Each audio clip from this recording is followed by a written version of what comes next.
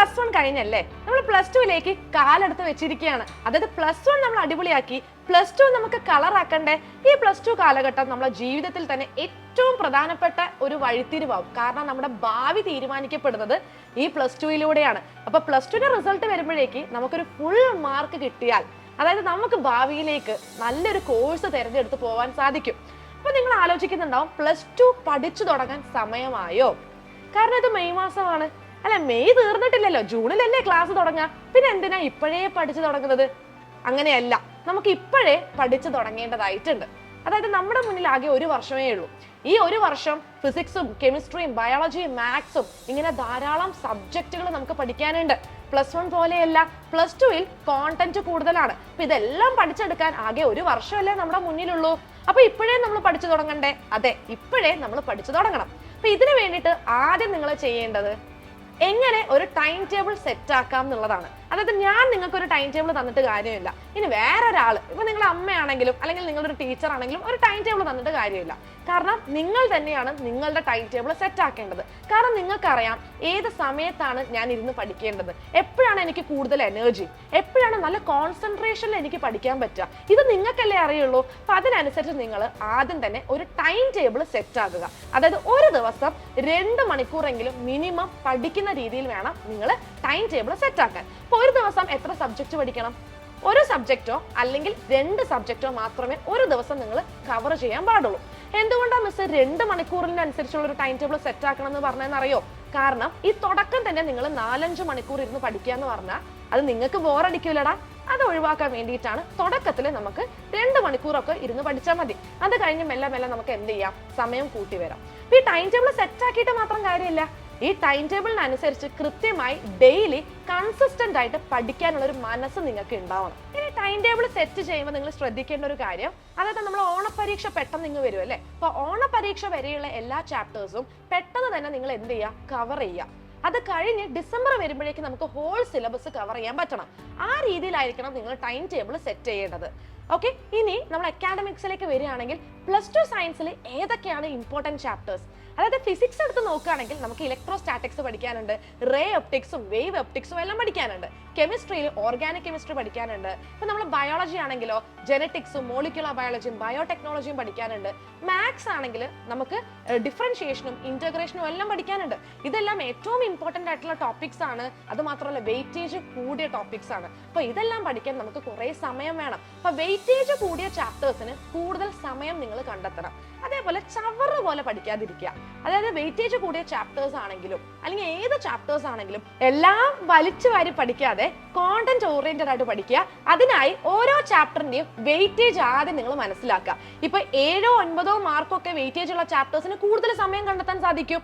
ഇനി 1 Marco 2 Marco ഒക്കെയാണ് weightage വരുന്നതെങ്കിൽ ആ ചാപ്റ്ററിന് അത്ര ഇമ്പോർട്ടൻസ് കൊടുത്ത് നിങ്ങൾ പഠിച്ചാൽ മതി. ഇനി എങ്ങനെ ഓരോ ചാപ്റ്ററും സിമ്പിൾ ആയിട്ട് പഠിക്കാം? അതായത് നിങ്ങൾ ഒരു ചാപ്റ്റർ പഠിക്കാനിരിക്കുമ്പം നിങ്ങൾ തന്നെ ആ ചാപ്റ്ററിന്റെ നോട്ട്സ് എഴുതുക. അതായത് ഹാൻഡ് റിട്ടൺ നോട്ട്സ് ഉണ്ടെങ്കിൽ, അതായത് നമ്മുടെ അവസാനത്തെ പരീക്ഷയ്ക്ക് റിവിഷന് വേണ്ടിയിട്ട് നിങ്ങൾക്ക് സുഖമായിട്ട് ആ നോട്ട്സ് യൂസ് ചെയ്യാൻ പറ്റും. അപ്പൊ ടെക്സ്റ്റ് ബുക്ക് ഉപയോഗിച്ച് പഠിക്കുന്നതിനേക്കാൾ ഏറ്റവും നല്ലത് എന്ന് പറയുന്നത് നമ്മൾ തന്നെ സ്വന്തമായിട്ട് ഷോർട്ട് നോട്ട് പ്രിപ്പയർ ചെയ്യുക എന്നുള്ളതാണ്. അത് കഴിഞ്ഞ് നിങ്ങൾ എന്ത് ചെയ്യുക, NCERT വായിക്കുക. NCERT വായിക്കുമ്പോൾ ശ്രദ്ധിക്കേണ്ടത് ഹൈലൈറ്റർ പെന്ന് യൂസ് ചെയ്തിട്ട് പഠിക്കുന്ന പോയിന്റ്സ് ഒക്കെ നിങ്ങൾ എന്ത് ചെയ്യുക, കൂടെ തന്നെ ഹൈലൈറ്റ് ചെയ്തിട്ട് പോവാം. ഇനി ഒരു ചാപ്റ്റർ പഠിച്ചു കഴിഞ്ഞതിന് ശേഷം നമ്മൾ PYQs ചെയ്യണം. അതായത് കണ്ടിന്യൂസ് ആയിട്ട് ഈ ഒരു അടുത്ത 5 വർഷം ചോദിച്ച എല്ലാ പ്രീവിയസ് ഇയർ ക്വസ്റ്റ്യൻസും നിങ്ങൾ എന്ത് ചെയ്യുക, സോൾവ് ചെയ്യുക. അങ്ങനെ വേണം നിങ്ങളൊരു ചാപ്റ്റർ കംപ്ലീറ്റ് ചെയ്യാൻ. ഇപ്പൊ PYQs നിങ്ങൾ ചെയ്ത് കഴിഞ്ഞാൽ നിങ്ങൾക്ക് തന്നെ ഒരു എക്സാം കണ്ടക്ട് ചെയ്യാം. അതായത് ഒരു സ്വന്തമായ എക്സാം എഴുതുമ്പോൾ നിങ്ങൾക്ക് നിങ്ങളെ കോൺഫിഡൻസ് ബൂസ്റ്റ് ചെയ്യാൻ സാധിക്കും. അപ്പൊ നിർബന്ധമായും എന്ത് ചെയ്യുക, ഒരു സെൽഫ് എക്സാം നിങ്ങൾ സ്വയമായിട്ട് കണ്ടക്ട് ചെയ്യുക. എന്നിട്ട് അത് നിങ്ങൾ തന്നെ കറക്റ്റ് ചെയ്യുക. അപ്പൊ വരുന്ന തെറ്റുകളെല്ലാം നിങ്ങൾക്ക് എന്ത് ചെയ്യാം, തിരുത്താനായിട്ട് സാധിക്കും. എടാ മക്കളെ, അതേപോലെ നമ്മൾ ഫിസിക്സ് മാത്സ് പോലുള്ള സബ്ജക്ട്സ് പഠിക്കുമ്പോൾ കൂടുതൽ പ്രോബ്ലംസ് സോൾവ് ചെയ്തിട്ട് പഠിക്കാൻ ശ്രമിക്കുക. കാരണം എപ്പോഴും പ്രോബ്ലം ഓറിയന്റഡ് ആയിട്ടുള്ള ക്വസ്റ്റ്യൻസ് ആണ് എക്സാമിന് സ്ഥിരമായിട്ട് ചോദിച്ചു കാണാറുള്ളത് കേട്ടോ. ഇനി നിങ്ങൾ കുറെ ചാപ്റ്റേഴ്സ് നല്ല സെറ്റ് ആക്കി പഠിച്ചു. അപ്പൊ നിങ്ങൾ വിചാരിക്കുക നിങ്ങൾക്ക് ഒന്നും കൂടി ഒരു സപ്പോർട്ട് വേണം. അങ്ങനെയാണെങ്കിൽ നിങ്ങൾ തീർച്ചയായും ഒരു പിയർ ഗ്രൂപ്പ് സെറ്റ് ചെയ്യാം. എന്നിട്ട് നിങ്ങൾ ആ പിയർ ഗ്രൂപ്പിൽ കുറെ ഡിസ്കഷൻസും കാര്യങ്ങളൊക്കെ വെക്കുക. അപ്പൊ അത് നിങ്ങളുടെ എനർജിയും കോൺഫിഡൻസും അതേപോലെ നിങ്ങളെ ആ ഒരു കോണ്ടന്റ് നോളജും ഒക്കെ ഇംപ്രൂവ് ചെയ്യാനായിട്ട് സഹായിക്കും. ഇനി ഇതിന്റെയൊക്കെ പുറമെ നമ്മൾ ശ്രദ്ധിക്കേണ്ട വേറെ ചില കാര്യങ്ങളില്ലടാ. അതായത് ഉറക്കം അല്ലെ. പഠിത്തം മാത്രം പോരാ, നന്നായിട്ട് നമ്മൾ ഉറങ്ങണ്ടേ. കാരണം ഈ ഒരു +2 കാലഘട്ടം എന്ന് പറഞ്ഞാൽ കുറച്ച് നമ്മൾ അധികം ടെൻഷനോട് കൂടി പോകാനുള്ള ഒരു കാലഘട്ടമാണ്. കാരണം +2 പരീക്ഷകൾക്ക് പുറമെ ഒക്കെ നിങ്ങൾ +1ന്റെ ഇംപ്രൂവ്മെന്റ് എക്സാമും എല്ലാം നേരിടാൻ പോവാണ്. +2 കഴിഞ്ഞാലോ കുറെ കോമ്പറ്റേറ്റീവ് പരീക്ഷകളും നമ്മളെ കാത്തിരിക്കുന്നുണ്ട്. സോ തുടക്കം മുതലേ നിങ്ങൾ നല്ലൊരു ഉറക്കം ശീലമാക്കാൻ ശ്രദ്ധിക്കുക. അതായത് ചില കുട്ടികൾ രാത്രി ആയിരിക്കും പഠിക്കുക, ചില കുട്ടികളോ രാവിലെ ആയിരിക്കും പഠിക്കാനിരിക്കുക. അപ്പൊ നിങ്ങൾ എപ്പോഴാണ് പഠിക്കാനിരിക്കുന്നത് അതൊന്നും പ്രശ്നമില്ല. പക്ഷെ അതിനനുസരിച്ച് നിങ്ങൾ എന്ത് ചെയ്യണം, നിങ്ങൾ ഉറക്കം നിങ്ങൾ സെറ്റ് ആക്കണം. അതായത് 8 മണിക്കൂറെങ്കിലും നിങ്ങൾ മിനിമം ഉറങ്ങണം. എന്നാലേ പിറ്റേ ദിവസം നിങ്ങൾക്ക് നല്ല എനർജറ്റിക് ആയിട്ട് നല്ല കോൺസെൻട്രേറ്റഡ് ആയിട്ട് പഠിക്കാനിരിക്കാൻ സാധിക്കുകയുള്ളൂ. ഇനി അതിനോടൊപ്പം തന്നെ വെള്ളം വേണം, ഭക്ഷണം വേണം അല്ലെ. അതായത് നിങ്ങൾ ഒരിക്കലും പഠിക്കുന്നുണ്ട് എന്ന് വിചാരിച്ചിട്ട് നിങ്ങളെ മീൽസ് സ്കിപ്പ് ചെയ്യാൻ പാടില്ല. അത് മാത്രമല്ല, പഠിക്കാനിരിക്കുമ്പം എപ്പോഴും ഒരു ബോട്ടിൽ വെള്ളം കരുതുക. അതായത് ഇടയ്ക്കിടയ്ക്ക് നിങ്ങൾ എന്ത് ചെയ്യണം, നിങ്ങളെ ബോഡീനെ ഹൈഡ്രേറ്റഡ് ആക്കണം. അതായത് വെള്ളം കുടിച്ചുകൊണ്ടേ ഇരിക്കണം. നമ്മളെ ബോഡി ഡീഹൈഡ്രേറ്റഡ് ആയാൽ നമ്മളെ എനർജിയും ചോർന്നു പോകും. അപ്പൊ അങ്ങനെ ഉണ്ടാവാൻ പാടില്ല.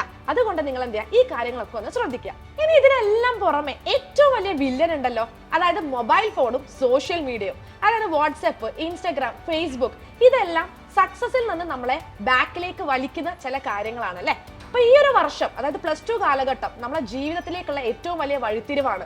അത്രയും ഇമ്പോർട്ടന്റ് ആയിട്ടുള്ള ഒരു വർഷമാണ് മുന്നിൽ കിടക്കുന്നത്. അപ്പൊ ഈ ഒരു വർഷം നമ്മൾ എന്ത് ചെയ്യുക, മൊബൈൽ ഫോണിന്റെ ഉപയോഗം കുറച്ച് കുറയ്ക്കുക. അതായത് അവനവന്റെ സക്സസ് അവനവന്റെ കയ്യിൽ തന്നെയാണ്. അല്ലാതെ അച്ഛനോ അമ്മയോ വന്ന് നിർബന്ധിച്ച് നമ്മളോട് മൊബൈൽ ഫോണിന്റെ ഉപയോഗം കുറയ്ക്കാൻ പറയാൻ നമ്മൾ കാത്തു നിൽക്കേണ്ടതായിട്ടില്ല. സോ സ്വന്തമായിട്ടൊരു തീരുമാനം എടുക്കുക. ഈ ഒരു വർഷം ഞാൻ എന്ത് ചെയ്യാണ്, മൊബൈൽ ഫോണിന്റെ ഉപയോഗം കുറയ്ക്കുകയാണ്. ഞാൻ കൂടുതലും പഠിക്കാൻ പോവുകയാണ്. പഠിത്തത്തിൽ കൂടുതൽ കോൺസെൻട്രേഷൻ കൊടുക്കാനായിട്ട് നിങ്ങൾ ശ്രമിക്കുക. അപ്പം ഇത്രയും കാര്യങ്ങൾ ശ്രദ്ധിക്കുകയാണെങ്കിൽ എന്തായാലും നിങ്ങൾക്ക് +2ൽ ഫുൾ മാർക്ക് നേടാൻ സാധിക്കും. അതായത് ഈ പറഞ്ഞ എല്ലാ കാര്യങ്ങളും കൺസിസ്റ്റന്റ് ആയിട്ട് നിങ്ങൾ എന്ത് ചെയ്യുക, തുടർന്ന് നിങ്ങൾ അനുസരിക്കുക. എന്നാലേ നിങ്ങൾക്ക് ആ ഒരു വിജയത്തിലേക്ക് എത്താൻ സാധിക്കുകയുള്ളൂ. എനിക്കറിയാം നമ്മുടെ +2 മക്കൾ എല്ലാവരും അടിപൊളിയാണ്. സോ നിങ്ങൾ എന്തായാലും +2 ഒരു വലിയ സക്സസിലേക്ക് എത്തിക്കും. അതായത് എല്ലാവരും ഫുൾ മാർക്ക് നേടും. ഇനി ഇതിന്റെയൊക്കെ പുറമെ ഒരു കാര്യം കൂടി മിസ്സിന് പറയാനുണ്ട്. അപ്പൊ നിങ്ങൾക്ക് നിങ്ങളുടെ +2 കാലഘട്ടം മനോഹരമാക്കണം, നിങ്ങൾക്ക് എല്ലാ സബ്ജക്റ്റും അടിപൊളിയായിട്ട് പഠിക്കണമെങ്കിൽ എത്രയും പെട്ടെന്ന് എയ്ഗഡിന്റെ +2 ധ്രുവ ബാച്ചിൽ ജോയിൻ ചെയ്യുക. നിങ്ങൾക്ക് ഡീറ്റെയിൽസ് അറിയണമെങ്കിൽ ഞാൻ താഴെ കൊടുത്തിരിക്കുന്ന നമ്പറിൽ കോൺടാക്ട് ചെയ്യുക. ആപ്പിൽ ജോയിൻ ചെയ്യാനുള്ള എല്ലാ ഡീറ്റെയിൽസും നിങ്ങൾക്ക് ലഭിക്കും. സോ എന്ത് ചെയ്യുക, പെട്ടെന്ന് തന്നെ +2 കളറാക്കാൻ ഞങ്ങളുടെ ഫാമിലി മെമ്പർ ആവുക. സോ എടാ മക്കളെ, നമുക്കിനി അങ്ങനെയാണെങ്കിൽ അവിടെ കാണാം. ചിൽ ദെൻ ടാറ്റാ.